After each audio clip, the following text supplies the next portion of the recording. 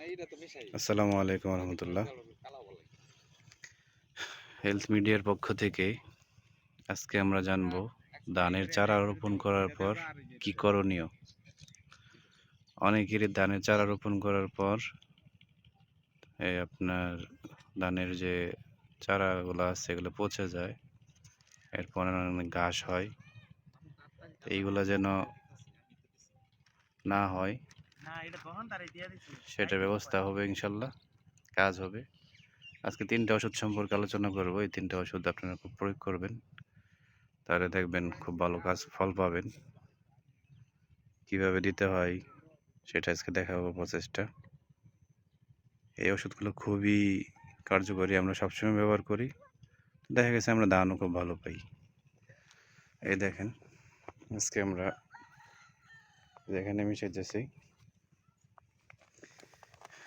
ইউরিয়ার সাথে ম্যাগনেসিয়াম মিশাইতেছি। এই যে দেখেন, আরেকটা ওষুধ হচ্ছে আপনার, পরে আমি গুণাগুণ বলে দিব। এটা হচ্ছে সিনজেন্টার রিফিট। এই ওষুধটাও খুব ভালো কাজ করে। আর আরেকটা ওষুধ হচ্ছে আপনার কীটনাশক, যেটা বিষ, ইনফেফা কোম্পানির লোবাদা। এই ওষুধগুলো খুবই কার্যকরী।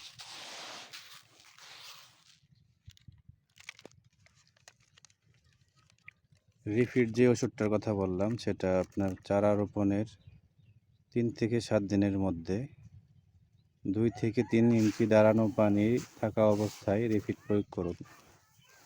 পানি না শুকানো পর্যন্ত সেচ দিবেন না বা পানি বের করবেন না। পানি শুকিয়ে গেলে স্বাভাবিকভাবে সেচ দিবেন। আরেকটা বিষয় জানতে হবে, রিফিট প্রয়োগ ও ফসল তোলার মধ্যে 60 দিন, অন্ততপক্ষে 60 দিন আপনার ব্যবধান রাখতে হবে। তাহলে আপনার রিফিটের যে কার্যকারিতা ক্ষমতা আছে সেটা খুব ভালো ফল পাবেন। আর আরেকটা বিষয়,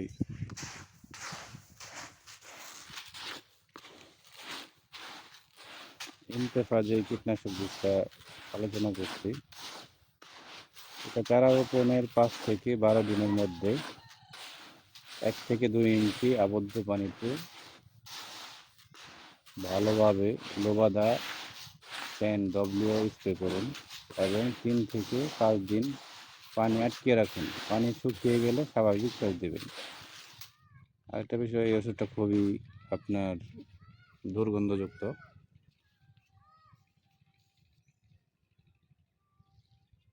যদি এই ওষুধটা কেউ গায়ে লাগান বা তাহলে লাগালে সাবান পানি দিয়ে ভালোভাবে ধুয়ে ফেলবেন।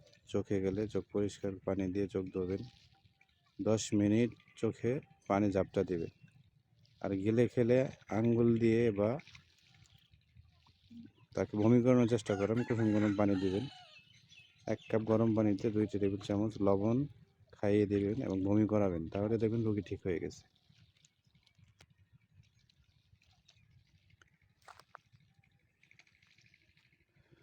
অনেকেই বলে, ভাই চারা রোপণের পরে চারা পচে যেতেছে, চারা মারা যেতেছে, ক্ষেত কালো হয় না, কেমন লালচে ভাব হয়ে গেছে, কোনো কাজ পাইতেছি না। তো এই জন্যে আমি এই 3টা ওষুধ ব্যবহার করতে বলবো। আবারও বলি, এই যে ইনতেফা কোম্পানির লোবাদা এবং সিনজেন্টা কোম্পানির রিফিট। আমি ডেসক্রিপশনে আবার আপনার এই নামগুলো দিয়ে দিব, আপনারা এটা কিনে নেবেন। আর ম্যাগনেসিয়াম যে ওষুধটা আছে দানাদার, এটা দিবেন। এটাও খুব ভালো কাজ করে। এটা আপনারা ধান, গম, শসা, বেগুন, সিম, টমেটো, আলু, ভুট্টা, অনেক কিছুতে এটা ব্যবহার করতে পারবেন, খুব ভালো কাজ করে। তো আজকে আমার ভিডিও করার মেন উদ্দেশ্য হচ্ছে যে চারা রোপণের 3 থেকে 7 দিনের পর কাজ কি।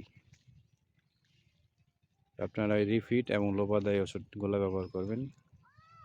কেউ চাইলে ইউরিয়ার সাথে মিক্স করে দিতে পারেন, আমরা ইউরিয়ার সাথে মিক্স করে দিতেছি। প্রতি কাঠাতে 1 কেজি করে ইউরিয়া দিবেন। তো আমার এখানে 12 কাঠা জমি, তো এই 12 কাঠাতে আমি 12 কেজি ইউরিয়া সার নিছি। তারপরে আপনার ম্যাগনেসিয়াম,